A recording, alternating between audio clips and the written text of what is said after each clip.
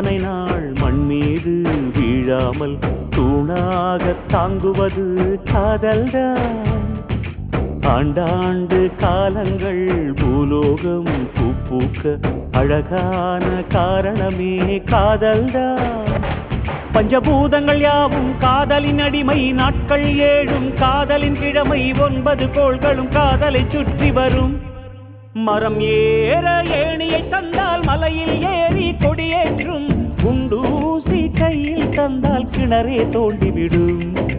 வெறுங்கல்லை வைரக்கல்லாய் காதல் பார்வை மாற்றிவிடும், வெந்நீரில் விட்டால் கூட காதல் மீன் நீந்தும்.